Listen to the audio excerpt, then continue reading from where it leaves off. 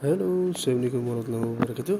Balik lagi di channel Al-Fatih 915. Kali ini Ane mau ngebahas performa dari rem cakram yang udah hampir 4000 km ya Ane coba.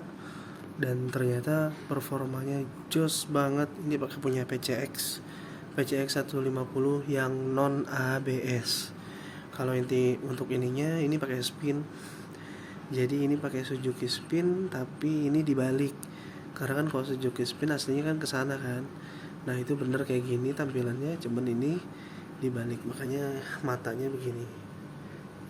Kalau aslinya kan dia depannya seperti ini. Kalau depannya dia seperti ini. Kelihatan nggak? Nah itu lebih rapi. Kalau di sini ini kayak ada kancingannya. Makanya kalau orang yang ibaratnya otomotif pasti kok kebalik. Nah ini biar fungsinya adalah biar arus dari bolong-bolongnya ini nih, sirip-siripnya ini biar sejalur gitu. Jadi model berputar yang ke depan, bukan yang model kebalik. Karena ini selain lebih pakem dipasang kayak gini, dan juga dilihatnya looknya tuh lebih enak gitu. Nah, kenapa di sini gue pakai punya si PCX 150 yang non ABS?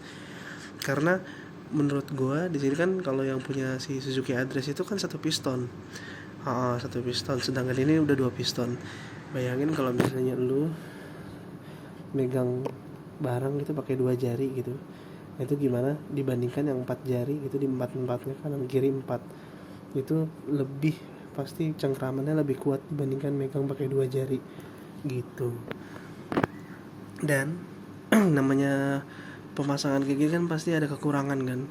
Dari sebelumnya kan Suzuki Address kurang ngeremnya, katanya kan kurang empuk. Kalau menurut gue sih udah cukup, cuman lama kelamaan kalau dirasain sama yang kayak kita pakai PCX, pakai NMAX, lebih pakem juga ya, kayaknya lebih pakem, lebih enak. Dan akhirnya gue putusin untuk ganti piringan cakram plus kalipernya pakai yang dua piston. Nah jadi keuntungannya adalah pakai kaliper PCX ini lebih pakem, lebih murah juga kampas remnya. Untuk yang KNZ aja dia 15.000 kampas remnya di online. Itu udah non asbestos, karena kalau yang KNZ terpercayalah bahasanya untuk kampas remnya gitu. Jadi udah mirip-mirip kayak yang ori. Nah untuk ininya gue pakai punya Suzuki Spin merek Nagoya. Jadi ini pakai punya merek Suzuki Spin punya Nagoya, kepunyaan ininya mereknya. Untuk punyanya ini punya Suzuki Spin, bisa dipakai di Skywave, bisa dipakai di Smash, ukurannya 260 gitu. Jadi kalau misalnya mau kayak gini itu tinggal diaplikasiin aja PNP semuanya, kecuali bracket ya. Bracket ini bikin. Jadi kalau misalnya ada teman-teman mau pesen gitu, bisa DM ke YouTube atau enggak ke Instagram di Rahims Barwell, nanti gua kasih linknya. Atau enggak kalau mau pakai Rekber gitu, pakai Shopee atau apa, ntar gue coba. Kalau Shopee gue nggak ada itunya, nggak ada aplikasinya. Tapi kalau pakai Bukalapak gue ada aplikasinya, jadi gue bisa jual di sana gitu. Nah jadi keuntungannya tuh udah 4000 km gue pakai. Kelebihannya itu lebih pakem satu. Terus yang kedua itu ibaratnya kita ngerem tuh lebih yakin gitu, nggak yang was-was gitu, harus jarak sekian kita ngerem. Emang gue pakai nggak ngebut gitu, tapi kalau begitu pakai rem yang ini, gue mau ngerem kapan aja tuh bebas gitu, rasanya enak. Dan yang ketiga, kampas remnya murah cuy gitu. Kampas remnya murah, dan juga ini juga nggak nyampe, ibaratnya nih kalau misalnya gue jual itu nggak nyampe 600.000, cuma 550.000 aja sih gue bakal jual di online gitu. Itu aja progres motor gue. Kekurangannya untuk di awal-awal pas pakai ini, ini kan kalau ada yang enggak, ini kan aslinya kuning nih, nah ini berubah jadi putih. Nah ini adalah kena plat sih di dalam sini nih. Jadi di dalam kaliper itu kan semuanya ada platnya tuh. Nah itu kena, lama-lama ini kekikis. Terserah lu mau penyokin di dalam sini boleh, mau di amplas sini juga boleh gitu. Tapi kalau misalnya nggak diamplas juga nggak apa-apa, cuman ada noise aja di awal-awal, jadi kayak bunyi kabel tis gitu diginiin di jari-jari gitu, kabel tis diginiin di jari-jari sepeda gitu, atau nggak jari-jari motor bunyi kering kering kering kering kering kering kering kering kering gitu.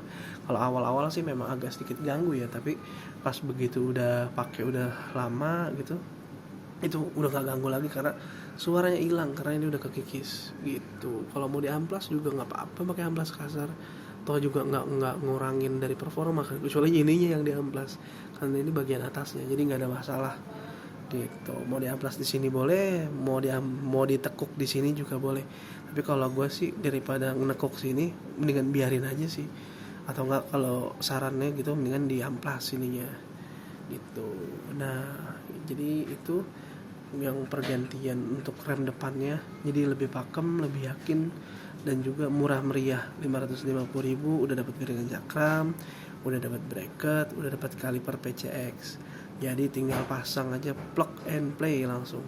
Jadi nggak ada yang ngerubah-ngerubah, tinggal copotin ini pakai kunci 12, ininya dikencengin pakai L5, terus di sini juga nih ada baut, itu dikencengin pakai kunci 12 apa 14 gitu kalau nggak salah. Ini juga sama 14. Udah kencengin ini dibuka. Jadi begitu ini dibuka udah langsung selesai deh, diganti yang baru. Nah untuk si bannya sendiri, di sini gue pengen ngebahas juga nih bannya. Ini kan ground clearance-nya udah lebih tinggi ya dibandingkan di bawaan standarnya, dan alhamdulillah gue udah jarang banget mentok. Meskipun sekali itu setinggi-tingginya gajlukan, alhamdulillah udah nggak pernah mentok, udah nggak pernah kena kepaduk bawahnya ya. Untuk depannya gue pakai 90/90. Untuk di ban belakangnya lo bisa lihat, nah itu tipis banget, nah itu hampir mau mentok, tapi masih dalam tahap aman, bannya masih bisa muter. Itu gue pakai 110/90. Kalau misalnya lo mau pakein 110/80 atau enggak 110/70 kalau ada, nah itu bisa. Dan itu ibaratnya lebih worth it lah bahasanya, lebih slim lagi untuk dari si tulangan ininya nih gitu, tulangan ininya lebih worth it lagi. Kita lanjut ke atas. Untuk atasnya biasa udah pakai pangkon konde, jadi buat touring enak, nggak langsung kena ke dada gitu. Jadi untuk pangkon konde ini sangat berguna. Udah gitu juga bisa ditaruh untuk holder HP-nya. Nah, holder HP gue pakai GUB, beli yang paten sekalian. Biar gunanya apa? Biar lebih enak. Untuk lampunya gue pakai LED, ini juga udah LED juga. Ini yang lampu jahat ya, tapi nggak sejahat ibu tiri gitu, nggak sejahat ibu tiri. Nah, tampilannya kayak gini dari depan. Dan gue udah pakai pijakan kaki biar lebih slow, biar lebih nyantai begitu lagi jalan trek jauh gitu. Nah untuk depannya tampilan kokpitnya seperti ini, kalau kata orang kokpit ya bahasanya. Nah ini tampilan jamnya, voltmeter, ada suhunya juga. Nah ini gue udah pakein hazard. Nah, pakai hazard.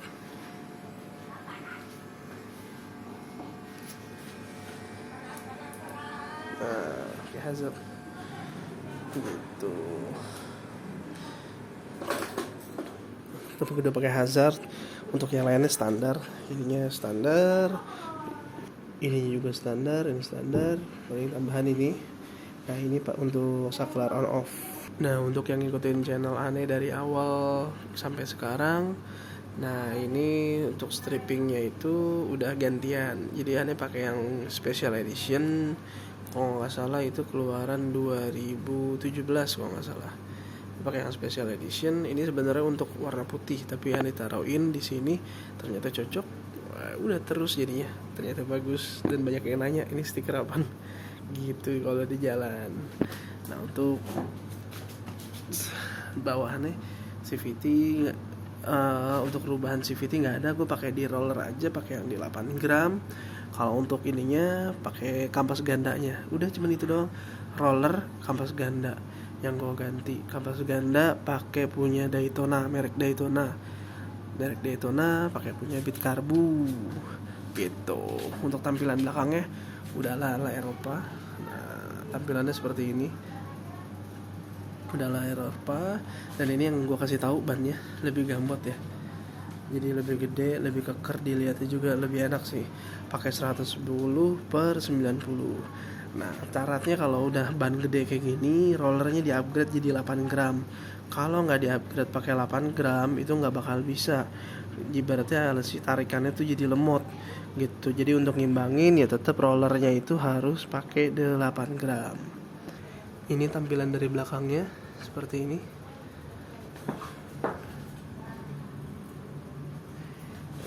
Untuk di sini gue pakai mata kucing, pakai untuk yang address Eropa ya. Jadi semua aksesorisnya itu genuine full Suzuki genuine parts SKP ya.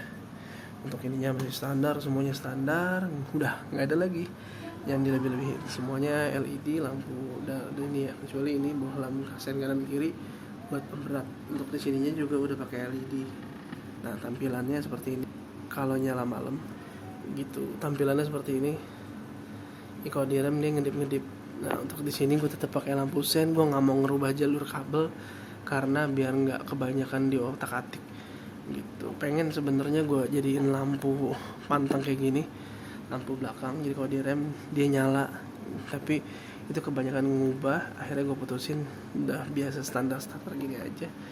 Yang penting ibaratnya kelihatan lah kalau buat ngesen udah ada di sini dan di sini gitu teman-teman.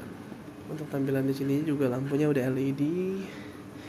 Ini juga LED, lampu jauh dekatnya. Lampunya tuh just